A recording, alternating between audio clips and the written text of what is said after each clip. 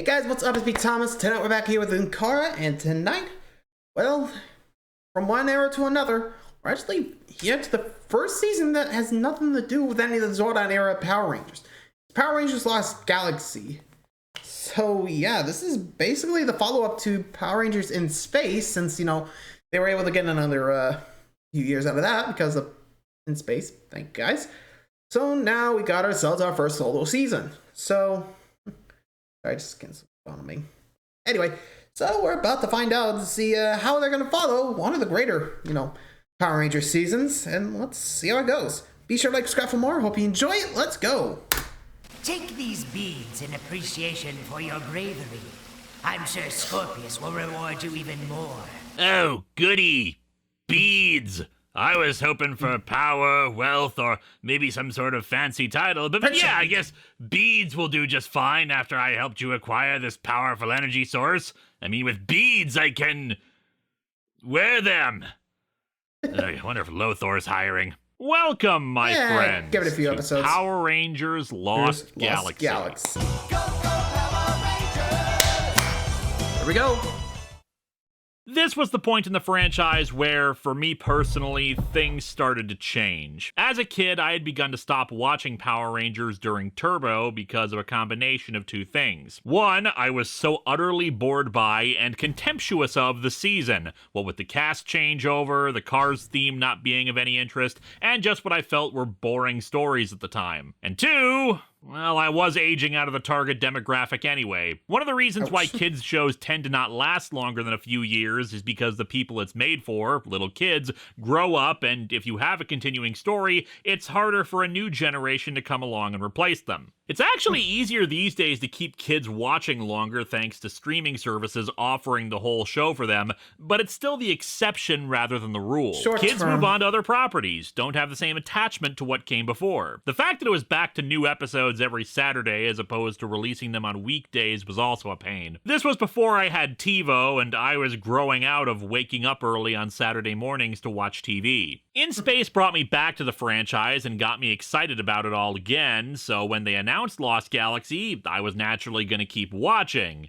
But I only watched it for a few episodes before I gave up on Power Rangers. For one thing, starting with this season, it was decided to have each series be as standalone as they could. Every season was a new cast, and they'd downplay references to previous seasons and teams, though most seasons we did get one or two episodes where they'd team up with the previous season's Rangers. As such, I didn't really feel any connection to this new team. In my mind, who were these strangers who were becoming Power Rangers? Sure, Turbo had screwed over the continuity of teams, but Demetria and Zordon didn't object to the four we got, and Andros was responsible for giving them the space powers. What made these five so damn worthy of carrying the name of Power Rangers? Who the hell were they to live up to the people who had just saved the universe? Well, that was my attitude at the time, at least. I don't think it helped that they didn't get their powers until the second episode. Sure, both Zeo and In Space didn't get theirs until the second episode for their respective series, but the momentum from the season finales helped carry them. In this case, we're introduced to an entirely new cast, and we have to wait a week before they actually get their powers. These days, it is more common for this to happen, but back then, this was uncharted territory. I say either give them the powers in the first episode, or air both parts on the same day. Production-wise, if adapting a Sentai that had barely anything to do with space into a space opera was daunting, Lost Galaxy had an even more uphill battle. The Sentai this time was a series called Ginga Man, which was nature-themed. However, because of the success of In Space, the producers wanted to have another Power Ranger series be space-themed. As such, they had to get creative about it. The story involves a space...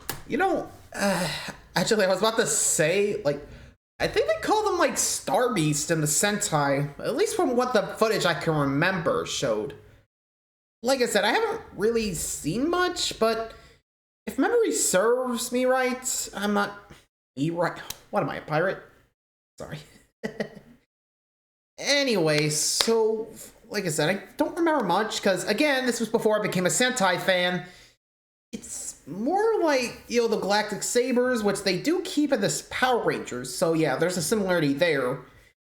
I think they mostly take place on Earth sometimes. I think it was mostly space pirates that came down to Earth with a tribe that, you know, defended them with those sabers. was like the Starblades or something. Like I said, I don't remember the names, but that's what I remember from the basic premise. You know, moving along. Colony that was traveling across the universe along with habitat domes that could be used for Zord battles and fights in woods and whatnot. It's a nice way of having your cake and eating it too. Sure, there's a bit of a clash between the more mystical powers versus the science fiction atmosphere, but that instead allows for character themes and development to be the focus. While technically this season is a standalone one with a new cast that will be leaving after its run is up, it is still considered by some to be part of the Zordon era despite the lack of Zordon. And it's easy to see why. Not only do we get some familiar elements like a few characters making appearances from the previous season, those same elements and characters establish that this is a post-Countdown to Destruction world, where things have developed. It's a whole new ball game with new technologies and a new culture, one that future seasons would pretty much ignore for the sake of establishing a new status quo, but let's not dwell on that. We begin with Quasar Quest. Sometime in the not-too-distant future. We're down in deep 13.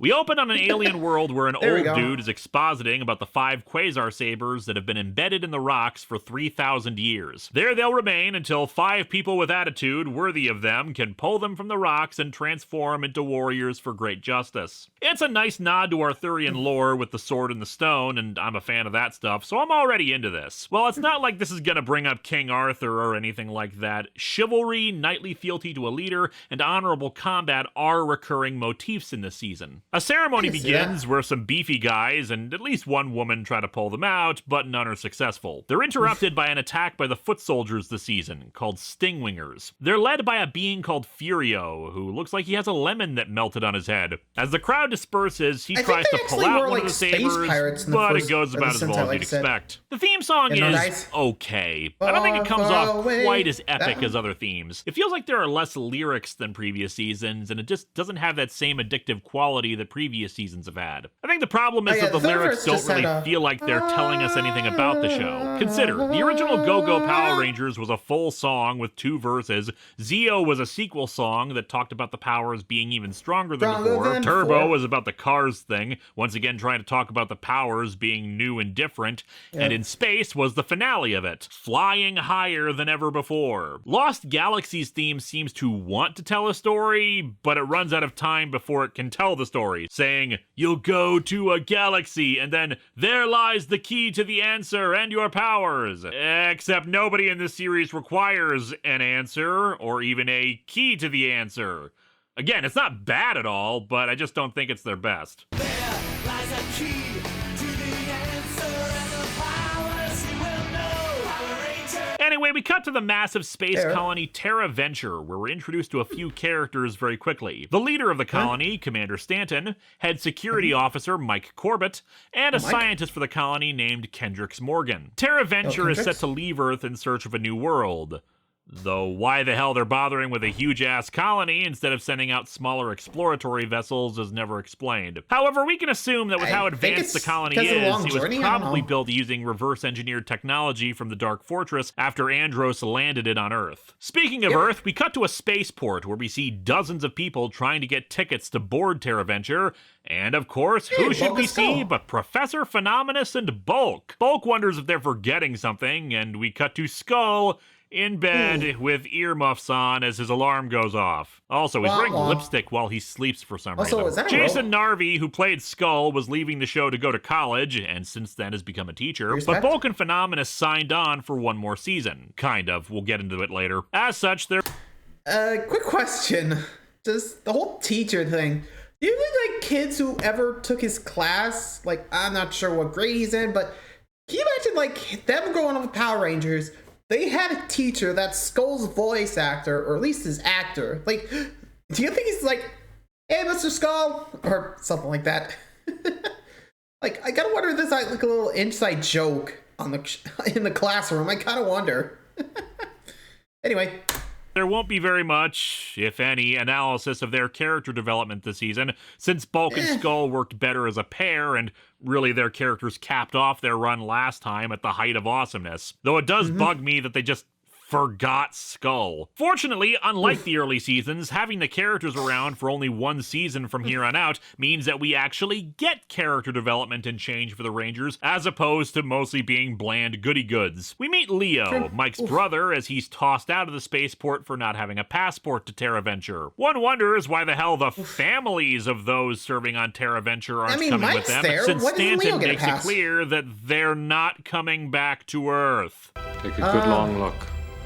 Odds are you'll never see her again. Leo fights off a group of muggers who try to steal an old lady's passport, tricking them into thinking they got it. When she says that TerraVenture needs people like him, he decides to sneak onto the last shuttle headed for the colony. Leo is spotted by security, and he has to make a run for it, colliding right into Kendricks and TerraVenture's communications officer, Kai Chen. Kendricks covers for him for a moment as he steals a military uniform to try to blend in. Turns out the military uniforms are actually the mobile infantry armor from Starship Troopers. Those costumes ended up in a lot of other sci-fi movies, either repainted or just used outright like here. Then again, the villains for the season are insects, so I guess it's fitting. Anyway, he's accidentally roped into a training exercise on the moon, which, as we've established, has regular gravity and a breathable atmosphere. Also, since this is a training exercise with live ammunition and explosives, naturally, they take off their helmets. Yet in Starship Troopers, when that happened, someone got a bullet in their brain. But hey, remember kids, service as a Power Ranger guarantees citizenship. Mike runs into the group and reveals to Kendricks and Kai that Leo is his brother. Back on the alien world called Miranoi, one of the natives named Maya is on the run from the Stingwingers. Somehow, the laser eyes from the Stingwingers open up a plot hole that sends Maya to the moon. The Stingwingers come through as well, but the four fight them off. Maya explains about Furio attacking, and they all decide to go, except for Kai, who's actually being rather sensible. They have no idea what's on the other side of the portal, and TerraVenture won't wait for them. Mike also doesn't want Leo to go, but he runs through anyway, ending the first part of the episode. Kai, remembering the words of the captain, Remember, never, ever leave a team member behind. sees a flyer for the Astro Megaship, which has been converted into a museum since the end of In Space. I do have to kind of tilt my head at this, since it seems like it would be the property of KO-35, but I guess the Space Rangers donated it to science since, well, they did kind of atomize every evil force left in the universe with Zordon's little Destructo wave. One of the problems with... And again, let the point out, I think it was, maybe he said universe, but I'm thinking maybe Miranoi is like another galaxy away. I mean, I don't think, sorry, I'm just like trying to reach. And Zordon was in that lava tube, so when he said universe, I think he meant galaxy. So, yeah, probably why we see a lot more. Plus, again, I think they usually have a reason for why these people are still around, or at least some of the evil. You know, it's, oh, they're in another galaxy, or, oh, they were sealed in magic, so they're fine, or something like that, right? Or one season, oh, they're from the future, so, yeah. You'll get what I mean. If you know the references, good on you. Anywho, moving along. TerraVenture looking exactly like a regular city inside of it is that it's not clear whether the ship is parked inside of TerraVenture or on Earth itself. It has to have been inside of TerraVenture, since otherwise Kai would have had to go back to Earth to go get it, and that would have probably taken a while. But why this museum to such a pivotal time in Earth's history would be allowed to go on the journey that's not coming back to Earth isn't really obvious. Kai clears the megaship, save for Alpha 6 and its mechanic named Damon Henderson. I know this ship inside and out. So believe me when I tell you, this is a museum, not a spaceship. Yeah, thanks, Damon. Ever heard of the Astro Megazord? It hasn't been that long since the Rangers saved the Earth. And if it's not a spaceship, what does it even need a mechanic for? After Kai almost futzes up the ship, Damon comes back and helps them get underway. One wonders why Alpha's having more trouble flying the thing than the guy who claimed that the megaship couldn't fly at all. There's also somehow another portal in space that leads the megaship to Miranoi, and Kai just knows that's there, I guess. Furio threatens the old sage who is expositing about the Quasar Sabers, but he responds with bad acting. You'll never release them. You were chosen. The four arrive to confront Furio, aided by Kai and Damon, who just kind of wander onto the set. One wonders where they parked the megaship and why the mechanic decided to join them. The six put up a good fight, but they're obviously outgunned by Furio and the Stingwingers. Mike, when cornered at the Quasar Sabers, pulls one out and knocks Furio back. Everyone but Leo takes a saber, much to the shock of the planet's inhabitants. Furio uses his powers to turn everyone around them into a Photoshop filter. Turn them to stone. As the Rangers flee, Mike falls into a crevice that Furio creates. Leo tries to pull him up, but Mike hands him the Quasar Saber instead. He gets off some parting words before falling into the crevice, which closes up somehow. Mike, sorry. Wait, I never even met Mike! Who the hell is he? The five regroup and the Quasar Sabers start glowing. They hold up the sabers as lightning strikes them, morphing the five into the Galaxy Rangers. With their new powers, the five easily manage to dispatch the Stingwingers. The Rangers are forced into retreat as the Photoshop filter catches up with them, the Stingwingers in pursuit. Leo is clearly pissed that they have to go, especially since they're leaving Mike behind. They get back into the Astro Megaship and take off, Alpha ecstatic that there are new Rangers, but doesn't really question any of it. The Megaship takes off as they watch Miranoi get engulfed in the effect. The Rangers make it through the portal, and Maya makes a little speech. The Quasar Sabers were put in that rock 3,000 years ago. We've been given an unbelievable opportunity and responsibility to be Power Rangers. However, Leo's still sad because of the loss of Mike. Plus, it doesn't help that it's clear that the Quasar Saber wasn't meant for him. The Astro Megaship lands back on Terra Venture, apparently no one noticing the hangar bay opening or shutting whenever the ship travels, as it begins its quest for a new world. Back with Furio, he reports to his leader, Scorpius, whose ship travels through the portal in pursuit of the Rangers. Quasar Quest is pretty strong, establishing Leo's characterization as headstrong and impulsive, and setting up minor bits of characterization for the rest. Kendrix's sweet and caring nature, as well as her intelligence, since she's a scientist. Kai's desire to play by the rules until his teammates are in danger, Damon's mechanical knowledge, and Maya's ancient knowledge of the Quasar Sabers. There are a number of holes in the story, from the inexplicable portals that are now everywhere, to who these new villains are, since all evil forces in the universe were supposed to have been wiped out, but they don't hurt the story that much. Like in space, there's no mentor, but we get to see traits from each person that show that they're worthy to be Rangers. Save for Damon, but hey, he does ultimately decide to come fly the Megaship and help them out. The Galaxy costumes have been lovingly nicknamed the Charlie Brown costumes because of the squiggly line in the front. And frankly, these suits leave a lot to be desired, in my opinion. I think the big problem is the torso. White is a more predominant color on all these uniforms instead of the Rangers' own colors, and it's the first thing that draws the eye. Unlike previous series, the Rangers' Zords are actual living beings. The Galactabeasts, 5 gigantic animals that the group rescues from Scorpius. Why the hell they transform into robots is never explained, but then again, this is Power Rangers, where we can breathe on the moon. Scorpius actually launches an attack on Terra Venture, and for the first time ever, we see an organized military force attempting to fight a monster. Or just run away like cowards. Huh. Guess that explains why they always expect the Rangers to do it for them. Oof. Something that does bug me about the seasons, starting with In Space, and especially here, is how they stopped using Ron Wasserman's music or any other tunes with actual lyrics during the fight scenes. According to Wasserman, after he had left Saban in 1995, he did some occasional work for the show, but apparently over time, the newer composers didn't want him around because they kept getting their work compared to him, which... Oof. Yeah, that's got to be frustrating, but it is a shame since, well, his music is that good. The MIDI synth chord stuff didn't exactly set the world on fire in Power Rangers in Space, but it went with them attempting something different, and they still had a few tunes to call on, and at times it was actually pretty good, especially in Countdown to Destruction. Watching a fight in... Well, to be fair, yeah, it's kind of tough, like, following up one, like the Power Rangers in Space and the Zordon Arrow, like, as your own thing. Like, you're still part of the legacy, just not part of the same eras as the others. So, yeah, you're definitely kind of the rebel here. So, you're gonna get compared to, you know, the previous seasons. I mean, you got a lot of big shoes to fill, literally. Yeah, quite literally in this case. So, yeah, it's gotta be tough. Anyway, moving along.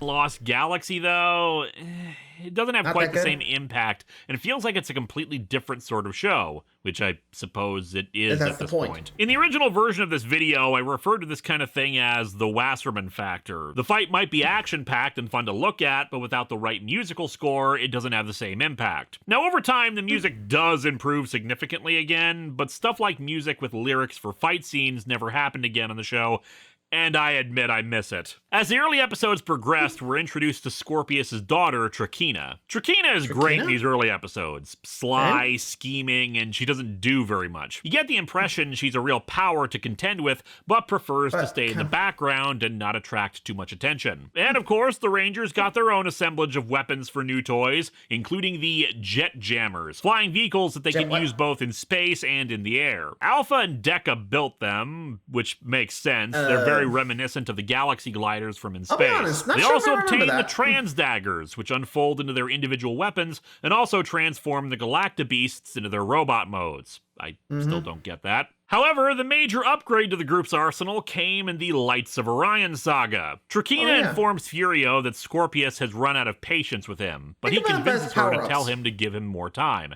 since he's discovered the location of the Lights of Orion, an extraordinary energy source. They can't gain entrance to the cave where the lights are because they weren't chosen, but Furio says that he knows who was chosen. After an encounter with the Rangers, Furio reveals that he still has Mike, who's alive.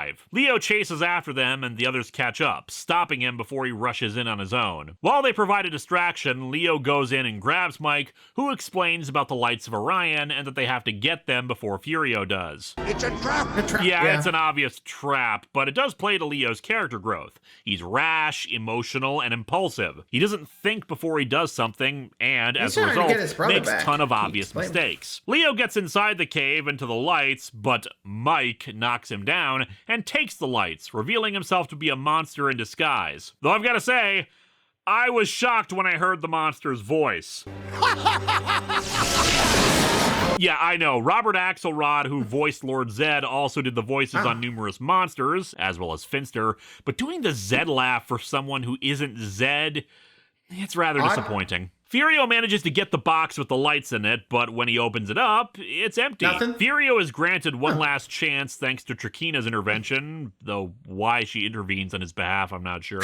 And of course, in truly bad writing fashion, Furio is given multiple chances, despite that whole one last chance thing. Apparently behind the scenes, the Lights of Orion saga was a nightmare. Production was behind schedule, and one episode hadn't even finished shooting a few days before it was set to air. Scripts were frequently rewritten or hadn't gone past a first draft before shooting began, and as a result, not everything made much sense. And again, it already doesn't make much sense, since what the hell are these legendary lights doing on Terra Venture? I doubt they completely cut out a section of the Earth that happened to have the Cave of the Lights of Orion in them and just dropped it into Terra Venture. The colony might have had dirt and forests planted within it, but it's not like they just took a cave and shoved it in a dome. At the end of a filler episode of the saga, Scorpius finally has enough and tries to destroy Furio. He escapes, conveniently locating the Lights of Orion in a cave he retreats to. Really sends a bad message to future managers. Motivate your employees to complete their tasks by threatening to murder them. It gets results. Leo happens upon the cave and the two fight, Furio self-destructing to try to kill him. Can't say I'm gonna miss Furio either. He was like a low-rent Goldar, and Goldar at least had a certain charm to him. Leo is rescued by a mysterious man in armor known as the Magna Defender. For some reason, Leo is at first under the impression that the Magna Defender is Mike. He is pretty badass, with a fully armored look as well as a gun that becomes a sword, and as I've established, guns that become swords are awesome. The Magna Defender also was apparently involved in the conflict 3,000 years ago when the Quasar Sabers were originally put in the rocks. The character filled the 6th Ranger slot, despite the speculation among fans about whether or not he counts as an actual Ranger. Since he's not in spandex and he doesn't have Ranger in his name, though later he does have a morpher. I will say that I don't consider him a Ranger because of the lack of Ranger in his name, plus how different his design is from the others of the team. Aspects that will be my go-to definition for future characters like him. Plus, since Masked Rider is a part of Power Rangers canon, we can probably say there's precedent for morphing not being a necessity for Ranger status. That one can change forms without being specifically tied to the team's powers. Unlike previous 6th Rangers though, he's completely that's the case independent for most and Six wants Rangers, nothing to too. do with them, also caring nothing for innocent lives. Why do you want the lights of Orion? I have my reasons. Doesn't answer. And we actually find out that it's because Scorpius killed his son back in the original conflict 3,000 years ago. Yeesh. Damn, this is the first time in the series we had an on-screen child death. He's also got his own Pretty much. Zord, the Toro Zord, that he actually grows and merges with for fights. Anyway, Trakina sadly became a bit more annoying, simply wanting to leave her father's ship. Now, I don't mind that as a character motivation, but she was so much more sly when she first appeared, and as time goes on, fine. her behavior sadly degenerated into near Divatox levels of whininess. As the Lights of Orion saga came to a close, the Magna Defender started to collapse in pain for an unknown reason. The saga finally ends with the Lights coming to the Rangers and giving them enhanced weapons and upgrades to the Quasar Sabers. The saga itself was pretty dull, mostly filler episodes, saved only by the Magna Defender bits and the excitement that comes once the Lights actually come to the Rangers, as brief a sequence as it is. There was a subplot going on with the next general after Furio named Trecheron, but it's not really significant. What was of note about it is that it brought up the idea that despite the forces of evil rejecting goodness, Red Ranger, you stand for everything I hate. Goodness, honesty, decency. that the forces still exhibited loyalty and honor to their leaders. Considering the guy's name is Trecheron, you wouldn't really expect him to be super loyal, but he is, and his monsters in particular are all honored to work for him and be especially loyal to him, sometimes exhibiting horror that he's harmed. After an incident where Leo saves the Magna Defender, despite the Defender trying to destroy the mountain dome of Terra Venture in an effort to destroy Scorpius, we learned that when Mike fell into the crevice, the Magna Defender found him, and, weakened after 3,000 years, took hold of Mike's spirit so he could survive. However, the bonding isn't stable, and it's tearing him apart. He says that the only way Mike will survive is if Leo destroys him. Leo refuses to destroy the Magna Defender, even though he's insisting on it. Eventually, the Magna Defender sacrifices himself to stop the damage he had wrought on the mountain dome, saving Terra Venture and setting Mike free. With Mike back, Leo's character underwent a shift. Partially it was inspired due to the fact that it was Mike who originally pulled the saber out, not him. Once he got that confidence boost, he wasn't as impulsive as before. The Magna Defender's powers passed on to Mike, which, as I said, he changed by using a morpher, body, not though surprised. that begs a question of whether the original Magna Defender had a form outside of his armored look. The Magna Defender morpher is kinda confusing since you have to pull out the key for it on one side and then plug it into the other side. It's kinda reminiscent of the Zeonizers, but it's just odd that you have to pull out the one section first. Speaking of, That actually is because that's not part of the Gingaman franchise. That's from Die Ranger. Yeah, that was their aura changers. And that was from the main team, because, yeah, before you asked, no, Keeper Ranger didn't have that. It was just with the tiger thing on the side that he put in. They actually did that, actually, in the show, too. It was like, here, I'll put out the, I think it was like, the pull-out thing was here, so from the right, it was like this. Kira, Tenshin, Hola, Chenja. That. Though, I think a lot of times in the show, too, it was like, pops out, like, automatically after Kiro Tenshin, which is kind of weird. Is there, like, a hidden, like, thing they were, like, doing, like... I always wondered about that. I don't know. I think it just responds to, like, key or something that they used, but moving on. the Galaxy morphers are kind of disappointing. They just tap them and they morph. Just not as cool as the previous morphers. This is a change from how the Sentai did it, where there's actually a dial on them that specifies which color they change into, albeit now it makes me wonder if they could all theoretically change into the same color using that. In an absolutely idiotic episode called Stolen Beauty, 17 episodes in, we finally catch up with Bulk and Professor Phenomenus. Turns out they were assigned to the scientific division. But they're obviously not ready for intelligence of our caliber. we got canned. And now they run a bar. And isn't that just fitting for Bulk? After all, he spent the last few years hanging out at the juice bar and getting splattered with food. I could see him wanting to get into a business like that. The running a bar part. I don't think you can make a career out of getting hit in the face with food. Unless you're the comic relief on a children's show. The episode's other significance is that Scorpius wants Trakina to enter a cocoon that would shed her of her more humanoid characteristics and make her fully become an insect. She refuses, since she doesn't want to lose her beauty, but I'm guessing that this is why Scorpius, up until this point, has been reluctant to have her in combat. She's not nearly powerful enough until she undergoes the metamorphosis. During an absolutely stunning filler episode called The Rescue Mission, which is essentially an Aliens ripoff, but for a kids show, it's pretty spectacular. The team finds an ancient book on a derelict ship clutched in the hands of its dead captain. The story continues in The Lost Galactabeasts. While Trakina is away, a new general finds his way onto Scorpius' ship. Deviat. He strives to prove himself to Scorpius, hoping to enter the cocoon as the new second in command by unleashing 3 Zords that he has control over. So I guess the cocoon isn't locked specifically to Trakina. It's some kind of method of upgrading someone using insectoid characteristics. It's just it would discard some of the more humanoid parts of her as a result. While analyzing the book they found, Kendricks discovers a section that features the Galactabeasts, as well as a broken off part that includes 3 more Galactabeasts. Deviat is a badass and manages to beat up Damon and Kai and take them to another planet. Using remote control collars, he has the 2 fight each other, draining the energy they expend in fighting to power his Zords. This brings up a question commonly asked about the show. Why do sparks always blast out of the Rangers when they get hit or they hit something? From a meta perspective, it's just less violent to have sparks than blood fly when slashing at things with swords and guns. But in universe, my personal theory is that anytime their suits are struck, the power overloads briefly, kind of like sending too much power through Christmas tree lights. It causes a power surge. The other Rangers head out looking for them while the 2 manage to escape. The other Rangers rescue them and they all attack Deviat. And here's where I think my theory has some backing to it, as all the sparking and energy that comes from their attack is drained into the remote control for the Zords under his control, named Stratoforce and Centaurus, along with the Zenith Carrier Zord, giving him the rest of the power he requires. The Galaxy Megazord refuses to fight Deviat's Zord, since I'm sure anyone with a functioning brain has figured out that Deviat's Zords are the missing Galactabeasts. Eventually, they manage to free the Zords from Deviat's control and join forces with the Rangers. With his failure, Deviat decides that if he can't enter the cocoon, he'll just destroy Scorpius to get it. Which doesn't sound like such a bad idea.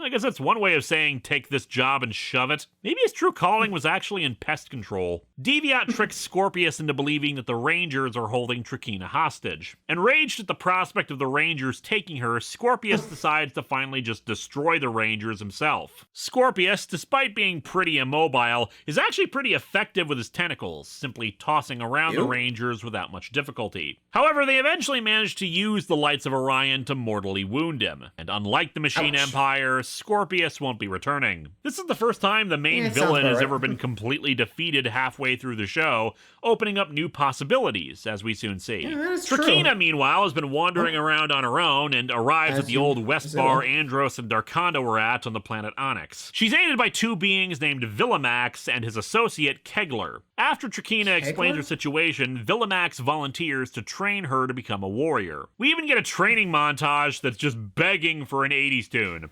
As such, I shall supply one.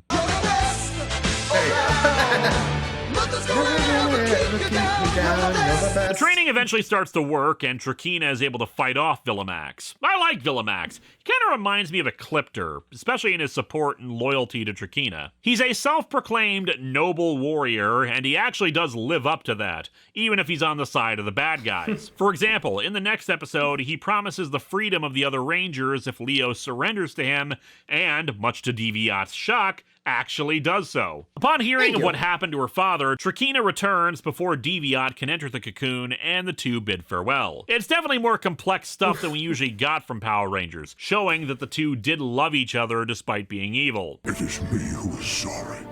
I should have never tried to keep you so sheltered. Almost makes you forget that one of them is wearing a bug on her head and the other is a slobbering tentacle hentai monster. Yeah, As I don't Scorpius wanna know who the evaporates, his monster last is. tentacle transforms into Trakeena's new staff. Wait, is that how Zed got his staff? His mom was a giant gorgon or something, had snakes for hair. Probably, I she don't know. died, and one of the snakes became the staff. Anyway, the be cocoon a is gift from locked the mom. away for safekeeping by Kegler, to For now. Deviat's annoyance. Trakeena becomes be seriously badass in her fighting skills after this. She does sadly have the bad habit of scene chewing, but I can forgive that since her fighting prowess makes up for it. When you destroyed Scorpius, you created something even more powerful. Me.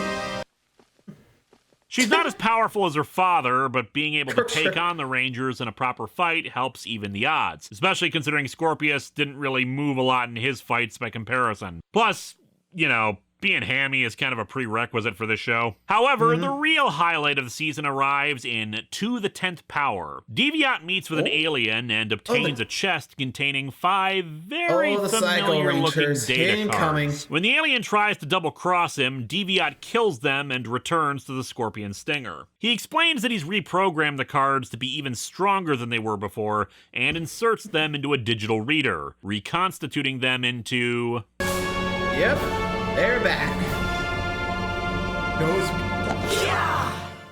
Yep, they're back. Back on the alien world, another familiar-looking robed figure finds the remains of the all alien know and it's the empty Andros, I box. think. The Psychos at first have no desire to work for Trakeena, their obsessive need to fight their respective rangers sticking with them. However, Trakeena helps keep them in line with devices attached to their arms that cause pain if they disobey. The Psychos get to work kidnapping 4 of the 5 rangers while in their civilian identities pretty easily. Pink and Blue do face their counterparts with an actual fight, but it really highlights the strength difference. Kai just getting tossed around and Kendrick's beaten up. Oh man, look how much damage this fight is doing to the empty box factory. Leo faces off against Psycho Red and does manage to morph, but Psycho Red is too much for him, even forcing him to demorph during the fight. However, the figure in the cloak arrives and rescues Leo, shooting Psycho Red with a familiar-looking blaster. After they get away, the cloaked figure takes off his hood, revealing Legolas!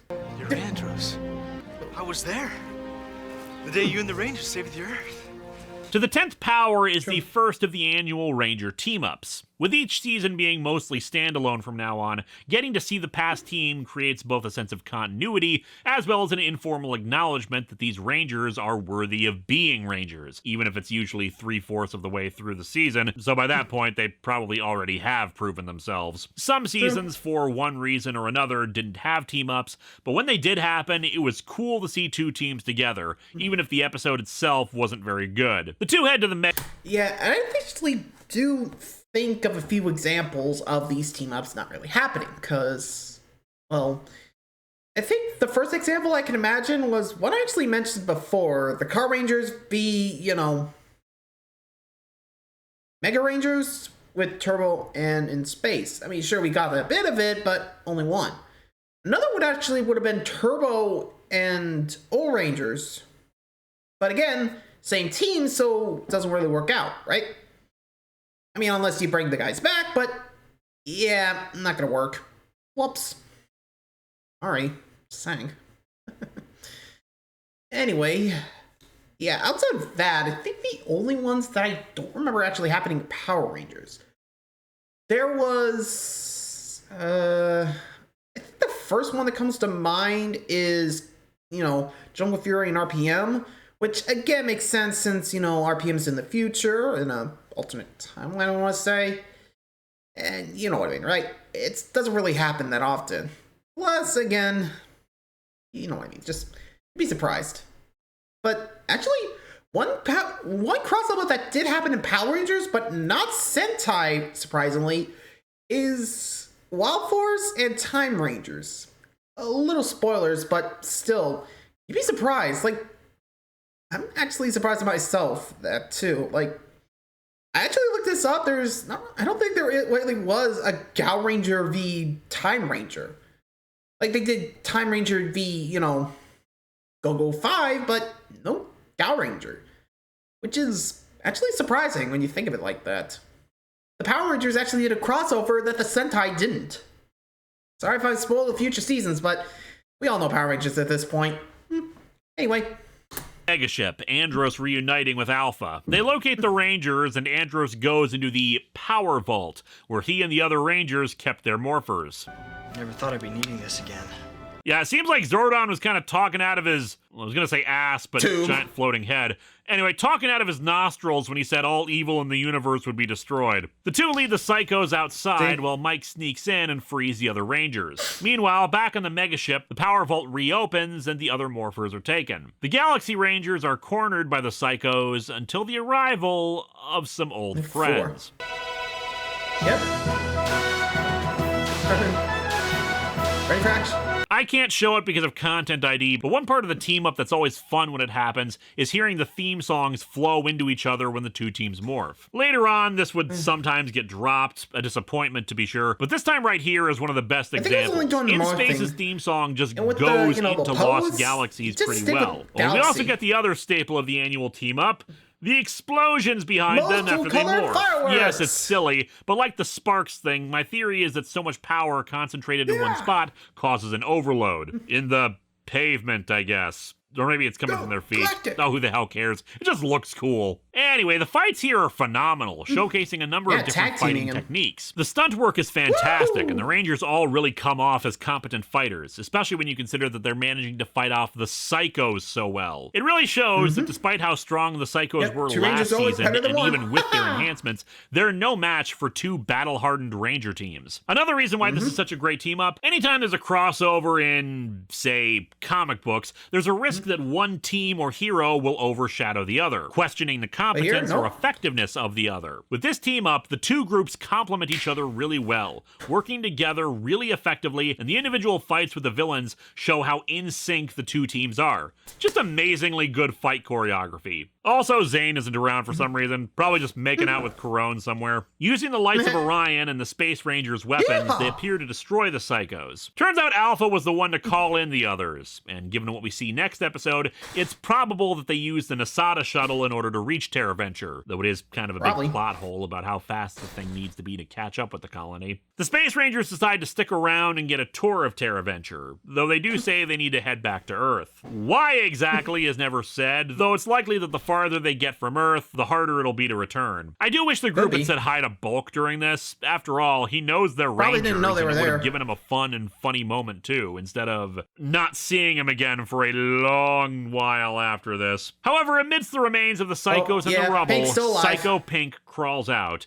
Deviat taking her to heal her injuries. It's immediately followed up by The Power of Pink, wherein Psycho Pink rips off the control device on her arm, saying she only cares about destroying the Pink Ranger and not any of the others. She tries to kill Trakina, but Villamax saves her with one quick move of his sword. She runs off, Trakina deciding to let her go and do some damage. Psycho Pink, using the same kind of possession ability that we saw with Psycho Yellow last season, travels along Terraventure's computer network until she ends up in Kendrix's computer. Kendrix has used the Galaxy Book to locate an ancient sword weapon before Psycho Pink reaches out of the computer and drains some of Kendrix's mind like last season. Kendrix and Cassie chase after her as she leaves Terraventure, heading for the planet where the sword is located. They contact the other Rangers, but a group of Stingwingers comes in to distract them and keep them from helping. Psycho Pink finds the sword embedded in stone like the Quasar Sabers and is able to pull it out, fighting the two Pink Rangers. The sword grows larger with every blow, so I guess you have an explanation for why Cloud Sword in Final Fantasy VII is so friggin' huge. Cassie is forced to power down, and her morpher gets separated from her. Psycho Pink smashes the morpher, draining the power from it and creating an energy cyclone originating from it. Damn, the Space Ranger powers have a lot of juice running through them. In future seasons, when morphers get smashed, they just break. This thing causes natural disasters. Psycho Pink reverts to her monster form as she gains more energy,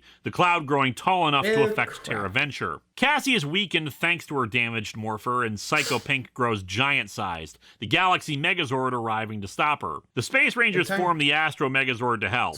As I said, I think the Space Rangers took the shuttle to get to Terraventure, which would explain why the Galaxy Rangers never tried to form the Astro Megazord before. Without the shuttle, the thing doesn't work. Didn't know how it's not exactly a long knockout brawl, but it's nice to see the two Megazords working together in American footage. They defeat Psycho Pink, but the Cyclone is still going. With Cassie Cassie continually in pain, Kendrix takes out her Quasar Saber and goes into the energy cyclone, despite it continually harming and blasting her. Kendrix finally reaches the Morpher in the eye of the cyclone. You know, I'm tired of this false drama. Everyone telling her to get out of there and all that. We all know what's gonna happen. She's gonna destroy the sword, and we'll see her fine just a minute later. They'll talk about friendship, and then... Oh! I'm okay. Sure? I'll always be here. So, Yep. yeah. She did. Kendrix is dead. Didn't call that one. Or Cassie's Morpher spirit. repairs itself, and the two groups say farewell. Kendrix's Quasar Saber flying off to parts unknown. Yeah, that's a pretty sad way to end the team up. Still, the two teams leave on good terms. Valerie Also, Vernon, not sure who played why the Kendrix, was sadly Space Rangers diagnosed are with in their leukemia and outfits. had to leave the series to undergo treatment. Fortunately, the treatments were successful, and she's now leukemia-free. The plan was for Patricia Jolie, who played Cassie, to become the new Pink Galaxy Ranger. Possibly in universe out of guilt for her Morpher causing Kendrix's death, but apparently there was a pay issue. Valerie Vernon was going to keep being paid as a full cast member. One thing I read was that it was deliberate so that she could use the funds to pay for her treatment. Another that to not do so would have violated her contract and they would have gotten sued. Might be both or neither. But Patricia was only going to be paid at a guest star wage for the remaining 13 episodes of the season. As such, the ending to Power of Pink was reshot, so the Rangers said their goodbyes in full uniform to hide their absence. And they went in a different direction, though still a good direction for it. It is a shame, though, that we lost out on Patricia being the new Pink Galaxy Ranger, since there was at least one full completed script ready, where she has to stop the villains from stealing the Astro Megaship in what was apparently a kid-friendly version of Die Hard. And that just conjures up the image of a Stingwinger beaten up, delivered in an elevator to Trakina with a sign on it that reads, "Now I have a Quasar Saber, ho ho ho." Weirdly, one would think that they could still adapt the script to another character in the role and just produce the episode later, but whatever. Instead, another in-space alumni was chosen to be the new Pink Galaxy Ranger. The Quasar Saber lands on another alien planet. Kendrix, in a dream, tells Maya where the saber is and instructs her to protect it. Maya's been having dream visions during the entire season, but I'll get into it a bit more when I analyze the characters. Deviant leads the Rangers on a wild goose chase for it, while he goes after the real location of the saber. The same Wild West bar as before. Weird. At an auction for weapons, various monsters bid for it until one person in particular announces her presence. 1 million. Astronomer. However, Trakina is also at the bar and reveals the fact that Astronema is really Corone. Corone fights her way out of the bar and gets away, showing that she's obviously been training a bit in the intervening time. Still, probably should have kept her staff. That would have been helpful. She travels to the other Rangers, and they make their way to the Jet Jammers, but Trakina intercepts them. Corone takes the saber and fights the villain, getting knocked off a cliff. She saves herself, but only has a tenuous grip on the rock face. However, as she drops, Kendrix's spirit appears to Corone, giving her the pink transmorpher, and brings her back up. She retrieves the saber and morphs. So, Corone is a Power Ranger now. I wouldn't want to be a Power Ranger anyway. In the next episode, we see a little bit more follow-up on Corone's time as Astronema, with her lamenting her lost childhood. After a fight where Leo's ranger powers are drained and his morpher damaged, she talks about a time as Astronema when she fought a warrior with 2 keys that, when combined, granted him awesome power. She froze him in stone before he could finish combining them, and his power might be enough to replenish Leo's. The two arrive at the cave of the warrior where we see this. Astronema! You struck down the warrior and dare to return! Holy crap, Army of Darkness! Yeah, anyway, in order to pass through, Corone has to face herself as Astronema. Told her she should have kept the staff. Wait, what family member died to give Astronema her staff? When she offers to sacrifice herself to save Leo, she's allowed to enter. Seriously, talking and moving skeletons in Power Rangers is just creepy. Anyway, they go into the cave, but the warrior doesn't have the keys anymore. Corone apologizes for what she did as Astronema, and her tears hit the warrior, freeing him from the stone curse. Is that just a trait of KO-35's people? Their tears have magical healing properties? Is it like the telekinesis? Could be. What the hell? The warrior gives them the keys, not just restoring Leo's powers, but granting him his Battleizer mode too. Like the last one, his Battleizer mode looks absolutely ridiculous. I think the thing that just makes me laugh the most is the boots. The rest of it I wouldn't have that much of a problem with as a toy to buy, but the little armored feet serve no purpose and just weigh him down when he's moving. It's like when a little kid puts big cardboard boxes on their feet and tries to move with them. I think it's more just should note make that sure he doesn't technically blow it away isn't by the called blast, a too. battleizer in the series itself, but it's technically dubbed battleizer armor due to its use in the franchise. I suppose those of you at home are wondering why the hell this show is called Lost Galaxy. Well, it seems the creators were frequently tossing around ideas for the concept of the show, one of which was the idea of ancient rangers, but for various reasons the idea was scrapped.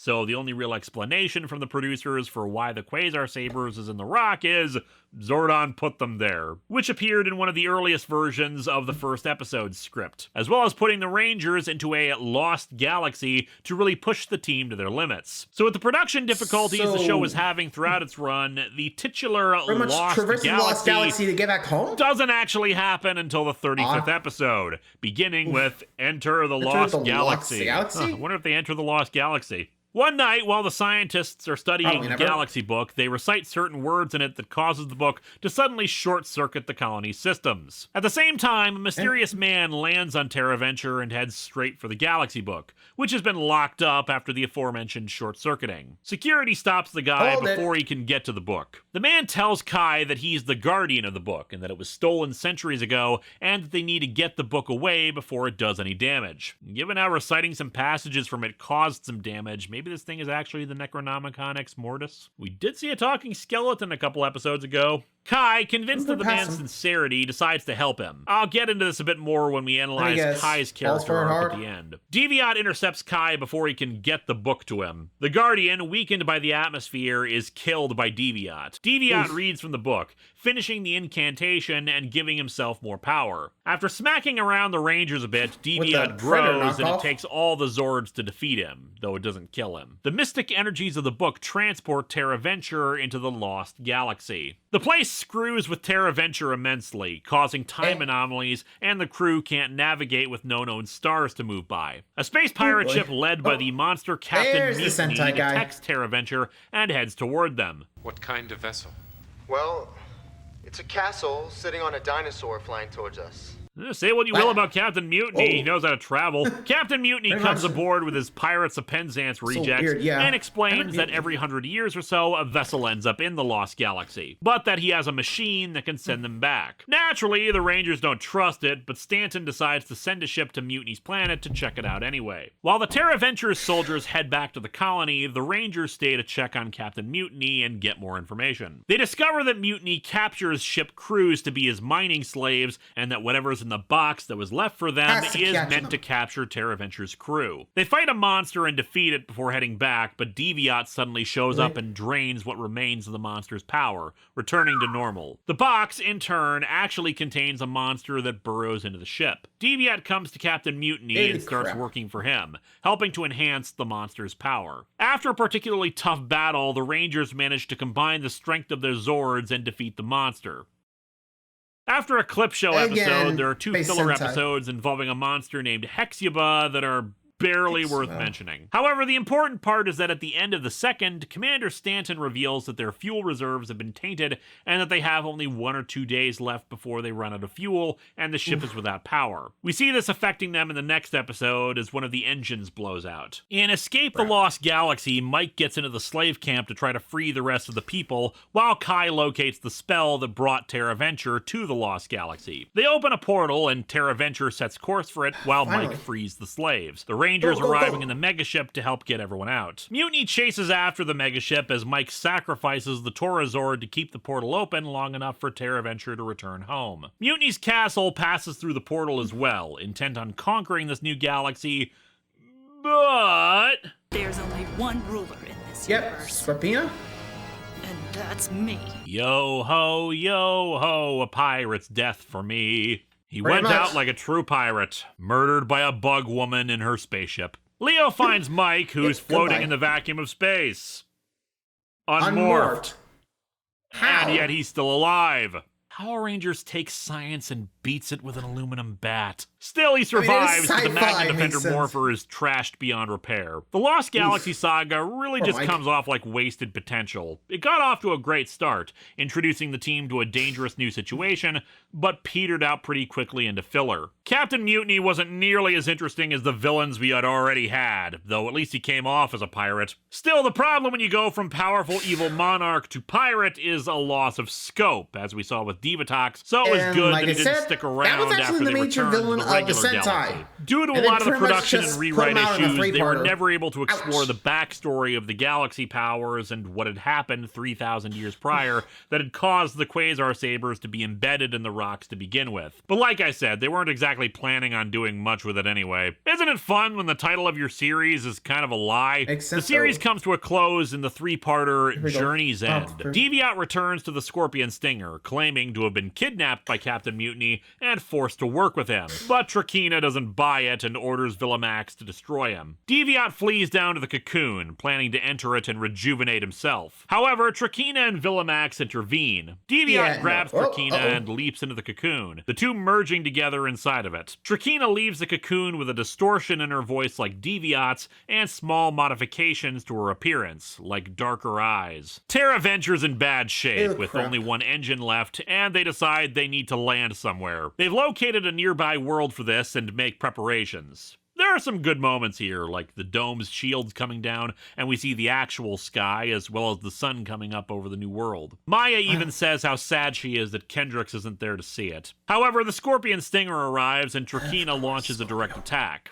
Welcome back, Terra Venture. Leo and Damon swipe some explosives as the Scorpion Stinger destroys the last of the colony's engines. As Damon distracts the Scorpion Stinger, Leo plants the explosives on the ship, forcing the villains to withdraw for the moment. However, the loss of the engine means the colony can't navigate, and it crashes into one of the planet's moons instead. To make matters worse, the colony's dome starts to crack. What's left of the colony has to evacuate if they have any hope of survival. Trakina attaches bombs to every single one of the Stingwingers, much to Villamax's dismay. Trakina, please. We can destroy the Rangers without destroying our own soldiers. Say it! The first part of the finale comes to a close with Trakina riding atop the Scorpion Stinger as her suicide bombers approach the colony. The Stratoforce and Centaurus Zords are sent out to try to deal with the Stingwingers, but plenty of them get inside. We even get glimpses of Bulk and Phenomenus fleeing, the first time we've seen them in like 25 episodes. Villamax is still pissed at the idea of destroying their whole army, then spots a little girl in the wreckage. He protects her from the falling rubble. Thank you. You are welcome. The Zords are finally overrun, and the Stingwingers detonate, blowing up the two. The Rangers, thanks to their extensive arsenal and some tricks, are able to fend off the remaining Stingwingers and help with the evacuation of Terra Venture to the planet via shuttles. Commander Stanton observes the situation and manages to get in some Star Trek-esque pathos. The city was going to be the shining capital of the new world. Instead, it's a shipwreck. We also get some last bits of character development for Leo. Still glad you snuck on board? I'd do it again in a heartbeat. As the last group of shuttles heads towards the planet, the Scorpion Stinger approaches, Trakina saying they'll blast them out one by one. Villamax, however, refuses to fire on the defenseless shuttles, and Trakina starts shooting him, laughing in glee. However, he also refuses to fight a student, so Trakina just wails on him. You taught me to fight too well, it seems. You've learned nothing. I mean, you did notice that she merged with Deviat, right? I don't think this is entirely her fault, dude. Before Trakina can resume her assault, the Astro Megaship comes in, finally using its friggin' weapons. Sure, even if they can't use its Megazord mode, it's still a ship with weapons that could have helped with the ongoing defense. However, the Scorpion Stinger grabs the Megaship, which starts exploding. Leo says that the only way to stop Trakina is to initiate the Megaship's self-destruct. I've gotta say, this is a lot more heart-wrenching than losing Terra Venture. Sure, it was their home and all, but the Megaship helped save the entire universe. And they're losing Dekka now, too. Sure, Dekka wasn't exactly a main character or anything, but she still had a personality. It's like losing the command center and the power chamber. The loss of such a recognizable part of the show is like losing an old friend. Also, self-destruct is only like 3 or 4 buttons. Weird. They succeed, forcing the Scorpion Stinger to crash on the moon. Bulk and Phenomenus reach the new world.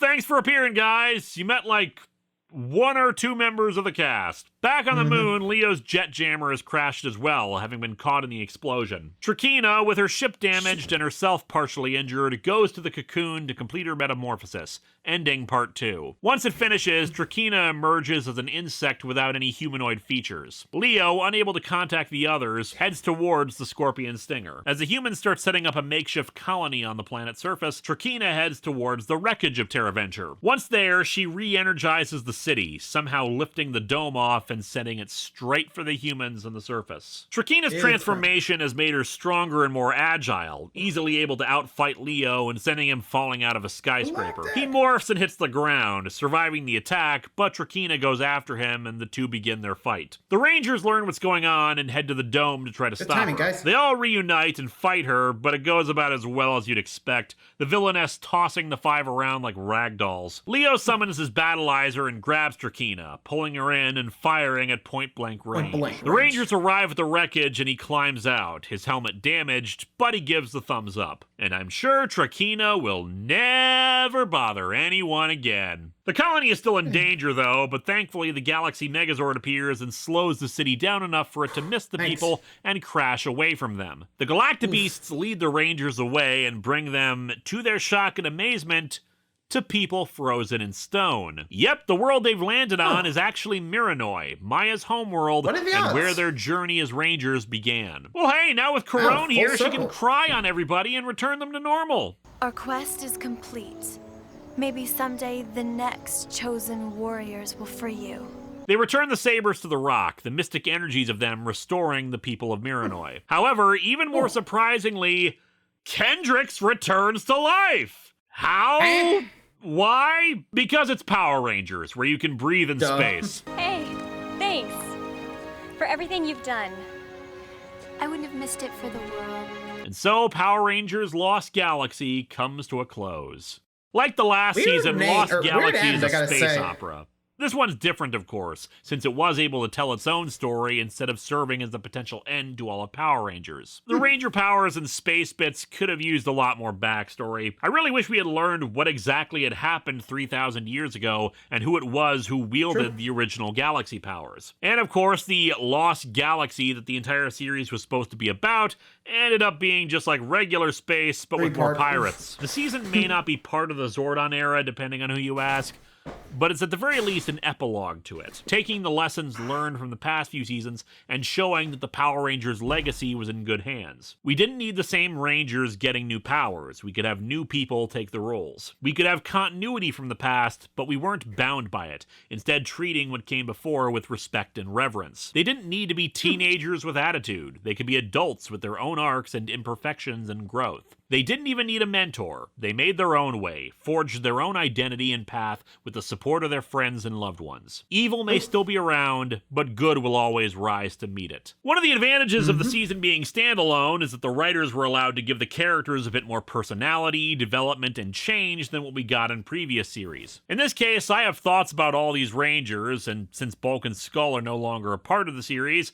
seriously, Bulk and Phenomenus were only in like 3 or 4 episodes out of 45, so why did they even bother? We'll instead use their time to talk about the Rangers' development. The one that got the most was Leo. As I said earlier, when he began, he was rash, impulsive, and didn't take the time to think about the situation or the consequences of his actions. By the end, he was less prone to leaping in without regard. Still, despite his previous behavior, he's still glad of most of the choices he's made and where they made him end up. His love for his brother and regret for his part in what he thought was his brother's death drove him forward, and Mike's later return brought about feelings of inadequacy for him, that he wasn't worthy of the role that was supposed to go to Mike. But he more than proved himself to be the right person to be the Red Ranger, being the one in the end to take down Trakina. Mike, when he started, was very protective of his brother and judgmental of the fact that he followed them on board. But after he joined with the Magna Defender, he really seemed to change, accepting of Leo's actions and more mellow with him around, even preferring to bring him on official missions. He came off as more of a goody-good than the others in the team, though it was consistent since he freely walked into the portal to help Maya's people. However, the goody-good nature made for some well-written bits, like in the rescue mission, where the head honchos at TerraVenture say that it's too big a risk to launch a rescue mission for a distress call, that helping people isn't spelled out in their mission. But that's because it doesn't need to be spelled out. Thank you, Mike. Helping should be second nature. It's a philosophy that I can definitely get behind, and one that I think Power Rangers best embodies. Kai began as a by-the-book officer through and through. The only time his behavior seemed to stray from what regulations told him was when Commander Stanton gave him advice. For example, when Stanton said to not leave anyone behind, that's when he decided to steal the megaship to rescue the others. In an episode called Blue to the Test, Stanton advised him to trust his instincts more often than the regulations. In that episode, it helped him save the ship, but we also saw that thought process in action when he stole the Galaxy book and freed the book's guardian. If there's a mentor this season, it's Stanton.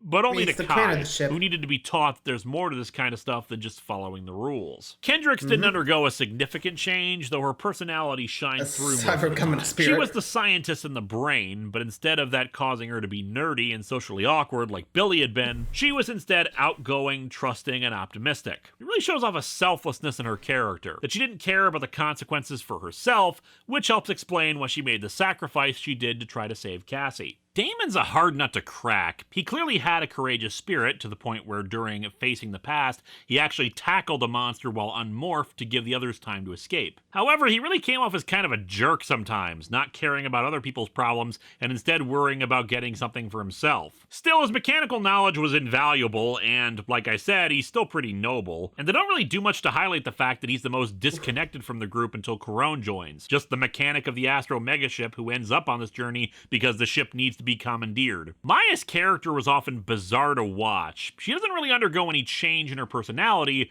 but it's her personality itself that's baffling. Her entire world is encased in stone, everyone she knew and loved is as good as dead, and she's been whisked off in a spaceship to a place of unfamiliar technology and social customs, and she couldn't be happier! In fact, Miranoi rarely ever comes up in her conversation, and it never seems like she's sad for all the people trapped in stone or concerned for their well-being. She really comes off as wasted potential a lot of the time. Sure, she was considerably helpful to the team by being able to communicate with the Galactabeasts and was in tune with nature and all that junk, but she could have also partially filled the mentor role, educating the rest of the group about the Quasar Sabers, the various powers and ancient forces they encounter, but instead she just has dreams where animals or energy sources or dead people talk to her and give her instructions. She's more a messenger pigeon than anything else. Still, like the others, she's heroic, and I suppose being happy-go-lucky has its upsides. I'm just saying it comes off as being in denial about her life. As the series progressed, there seemed to be a real sense of chivalry as a thematic element in the show. The amount of swordplay was one thing, but the theme of loyalty, especially among the forces of evil, seemed to be a major factor. Individual monsters and generals expressed fealty towards their leader far more than in previous series, with the exception of Ecliptor, though his loyalty was more about fatherly love. Most of the villains seemed more dedicated to a wider range of emotions and priorities than just straight-up evil. Kind of a microcosm of that is the episode Loyax's Last Battle, as an old evil warrior named Loyax wants one final honorable battle before he dies. Eventually, he faces off against Maya alone, wanting desperately to fight her. He reveals that he used to be good, but as the fight against evil wore on, it was clear to him that evil would eventually triumph, and he switched sides. Loyax is an old knight, still honorable in his heart, but unable to change in a universe that has outgrown him. He's sexist towards Maya at first for being a girl, but still wants to fight her personally since she's a Power Ranger. It comes off less as overt misogyny, though obviously still present,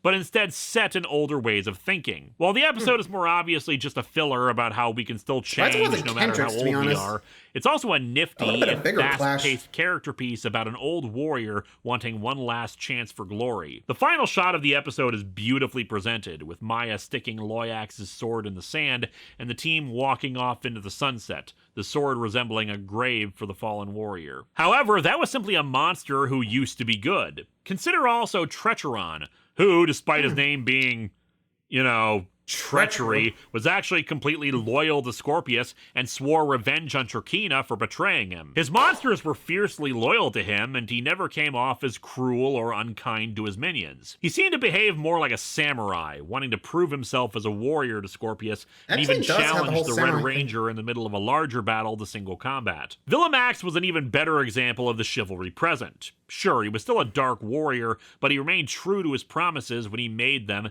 and he was the one who recommended Loyax to Turkina, wanting to give an honorable warrior his due. He was a lot closer to Ecliptor in his ways. He was evil, but he had standards. It makes me all the more curious about his backstory So, more like and how a he lawful developed into the evil, way I he think. is. As a Dark Knight, Kegler was his faithful squire, and he still protected the innocent. His quarrel was with the Rangers and anyone who aided them, not in those defenseless innocents on the shuttles or the like. However, he's still loyal to Trakina despite all the terrible things she's done as a knight to his queen, refusing to raise his weapon against her. His final words are an expression of Morgan Le Fay and, disappointment as much as Lancelot, I anger in think? what Trakina has become, despite all that he tried to do. The Stingwingers are boring foot soldiers. They have no real defining characteristics, nor were they ever particularly impressive against the Rangers. Just As Locust pathetic here. as the Piranatrons were, you at least were shown that in large numbers they could overwhelm the heroes, whereas the Stingwingers were as generic as they came. The only time they were ever truly dangerous was when you strapped bombs to them. And even then, the Rangers survived more than one explosion that was caused. All in all, Power Rangers Lost Galaxy was a pretty good follow-up to In Space. While it lacked the familiar cast and the epic musical score, the story itself was solid, though very slow to start out. When the series began, the ratings were the highest Power Rangers had ever seen, but the ratings did start to drop as the show went on, and it took longer for them to get to the good bits, like the Magna Defender. And they stretched the search for the Lights of Orion a bit too long, in my humble opinion. However, after 2 heavy space operas, it was time to return the show to its roots a bit back to and Earth see for the this next Rangers one. fighting off evil forces on Earth again. That's why next time, the signal is calling for Lightspeed Rescue. Yep, that's the next one, Lightspeed Rescue. And yeah, I think like I said, that's the one where they got sealed in the Earth. Anyway, so hope you guys enjoyed that one. Till next time, like Scott for more. I'll see you around. Adios.